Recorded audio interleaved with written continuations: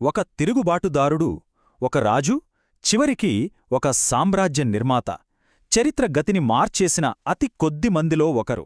అవును, మనం ఈరోజు ఛత్రపతి శివాజీ కథ గురించి మాట్లాడుకోబోతున్నాం. ఆయన గురించొక చక్రవర్తి ఏమన్నాడో తెలుసా? కొండ ఎలుక అన్నాడట.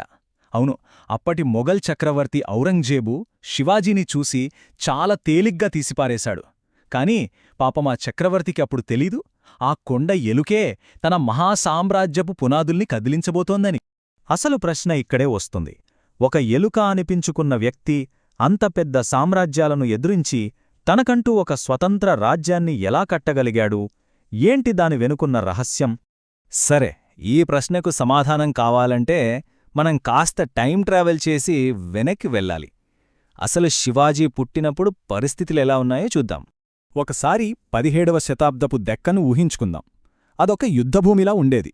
ఒకవైపు బీజాపూర్, అహ్మద్నగర్, గోల్కొండ, సుల్తాన్లు వాళ్లలో వాళ్లే ఆధిపత్యం కోసం కొట్టుకుంటున్నారు. ఇంకోవైపు ఉత్తరం నుంచి శక్తివంతమైన మొఘల్ సామ్రాజ్యం దూసుకొస్తోంది. ఈ రాజుల అధికారదాహానికి సామాన్య ప్రజలు నలిగిపోతున్నారు. అంతా గందరగోళం. సరిగ్గా ఇలాంటి పరిస్థితులే ఒక కొత్త నాయకుడి రాకకు రంగం సిద్ధం చేశాయి. అలాంటి అల్లకల్లోలమైన రాజకీయ వాతావరణంలోనే ఒక జాగీర్దార్ కొడుకు చరిత్ర గతిని మార్చడానికి సిద్ధమయ్యాడు. శివాజీ ప్రస్థానం చాలా చిన్న వయసులోనే మొదలైంది. ఆలోచించండి, కేవలం 16ఏళ్లకే తోర్నాకోటను గెలిచాడు. అదొక్కటే కాదు, ఆ తర్వాత 2ఏళ్లలోనే పూణే చుట్టూ ఉన్న పురందర్, కొండానా లాంటి కీలకమైన కోటలన్నీ ఆయన చేతికొచ్చాయి. ఇక 1656లో జావ్లిలోయను గెలవడమనేది ఆయన ఎదుగుదలలో ఒక టర్నింగ్ పాయింట్ అని చెప్పొచ్చు. మరి ఇంత వేగంగా విజయాలు ఎలా సాధించాడు? అస్సలు సీక్రెట్ ఇక్కడే ఉంది, ఆయన యుద్ధతంత్రంలో. చూడండి, ఒకవైపు మొఘలులు, సుల్తాన్ల దగ్గర లక్షల సైన్యం, పెద్ద పెద్ద ఫిరంగులు ఉండేవి. మరి శివాజీ దగ్గరో చిన్న, చాలా చురుగ్గా కదిలే దళాలు. వాళ్లు సాంప్రదాయ యుద్ధం చేస్తే శివాజీ గెరిల్లా యుద్ధం చేసేవాడు. ఆ సహ్యాద్రి కొండలు, అడవులే ఆయనకు ఆయుధాలు. శత్రువుల మీద మెరుపుదాడి చేసి వాళ్లు తేరుకునే లోపే మాయమైపోయేవాడు. దీన్నే గనిమికావా అంటారు. అదొక గేమ్ చేంజర్ అన్నమాట. శివాజీ తెలివికి, ధైర్యానికి ఒక perfect example Afzal Khan episode. ఆలోచించండి, బీజాపూర్ సేనాని అఫ్జల్ ఖాన్ భారీ సైన్యంతో వచ్చాడు. శివాజీని చర్చల పేరుతో పిలిచి కౌగిలించుకునే నెపంతో చంపేయాలని ప్లాన్ చేశాడు. కాని శివాజీ ఒక అడుగు ముందే ఉన్నాడు. చేతికి దాచుకున్న పులిగోర్లతో ఖాన్ పొట్ట చీల్చేశాడు. అందుకే జదునాథ్ సర్కార్ లాంటి చరిత్రకారులు దీన్నేమన్నారంటే వజ్రాన్ని వజ్రంతో కోయడం అని. అయితే శివాజీ ప్రయాణంలో అన్ని విజయాలే లేవు, కొన్ని ఎదురుదెబ్బలు కూడా తగిలాయి. 1665లో ముఘల్ సేనాని రాజా జైసింగ్ ఒంచంత పెద్ద సైన్యంతో చుట్టుముట్టాడు. అప్పుడు శివాజీకి వేరే దారి లేకపోయింది. పురందర్ సంధికి ఒప్పుకోవాల్సొచ్చింది. ఏకంగా 23 కోట్లని ముఘల్లుకిచ్చేసి వాళ్లకు సామంతుడిగా మారాడు. ఇది చూడ్డానికి ఓటమిలా అనిపించొచ్చు, కాని నిజానికి అది సరైన సమయం కోసం వేచిచూసే ఒక మాస్టర్ స్ట్రాటజీ. ఆ తర్వాత ఏం జరిగిందంటే, ఔరంగజేబ్ శివాజీని ఆగ్రాకు పిలిచి పక్కా ప్లాన్తో బంధించేశాడు. ఇక శివాజీ పనైపోయిందనుకున్నారందరూ. కాని ఔరంగజేబ్ ఊహించినది ఒకటి జరిగింది. శివాజీ అక్షరాలా గ్రేట్ ఎస్కేప్ చేశాడు. ఎలాగో తెలుసా? పేదలకు పంచే మిఠాయిల బుట్టలో దాక్కుని మొఘల్ సైనికుల కళ్ళుగప్పి 100 మైళ్లు ప్రయాణించి రాయగఢ్ చేరుకున్నాడు. ఈ ఒక్క సంఘటనతో శివాజీ పేరు దేశమంతా మారుమోగిపోయింది. ఆయన ఒక లెజెండ్ అయిపోయాడు. ఆగ్రా నుంచి అలా తిరిగి వచ్చిన తర్వాత శివాజీకి ఒక విషయం స్పష్టంగా అర్థమైంది. కేవలం సైనిక బలంతో రాజ్యాన్ని నడపడం కాదు, చట్టబద్ధమైన అధికారం కూడా కావాలని నిర్ణయించుకున్నాడు. ఇక్కడే మనకొక డౌట్ రావచ్చు. అప్పటికే ఒక రాజ్యాన్ని ఏలుతున్నాడు, విజయాలు సాధిస్తున్నాడు. మరి ఆయనకు ఈ కిరీటం, పట్టాభిషేకం ఇవన్నీ ఎందుకు అవసరమయ్యాయి?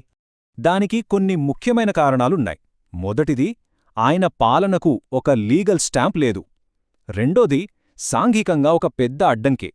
ఆయన క్షత్రియ వర్ణానికి చెందినవాడు కాదని అప్పటి బ్రాహ్మణ పండితులు పట్టాభిషేకం చేయడానికి ఒప్పుకోలేదు. ఇక మూడోది చాలా ముఖ్యం. మిగతా మరాఠా సర్దార్లు కూడా ఆయన్ని తమలో ఒకరిగా చూస్తున్నారు తప్ప రాజుగా అంగీకరించట్లేదు. సో ఒక అధికారిక టైటిల్ అనేది తప్పనిసరి అయ్యింది. మరి ఈ అడ్డంకుల్ని శివాజీ చాలా తెలివిగా దాటాడు.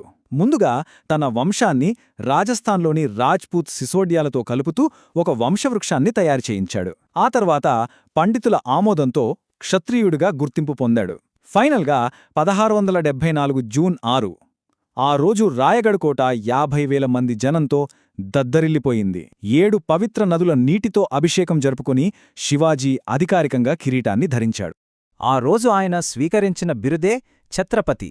ఛత్రపతి అంటే జస్ట్ ఒక రాజు అని కాదు, దానికో గొప్ప అర్థముంది. ఛత్ర అంటే గొడుగు. వర్షం నుంచి గొడుగు ఎలాగైతే మనల్ని కాపాడుతుందో అలాగే తన ప్రజల్ని అన్ని కష్టాల నుంచి కాపాడేవాడు సార్వభౌమ రక్షపుడు అని దానర్థం. ఛత్రపతి అయ్యాక శివాజీ ఒక గొప్ప వారసత్వాన్ని మనకందించి వెళ్ళాడు. కాని కాలం గడిచే కొద్దీ ఆ వారసత్వాన్ని ఒక్కొక్కరూ ఒక్కోలా అర్థం చేసుకున్నారు.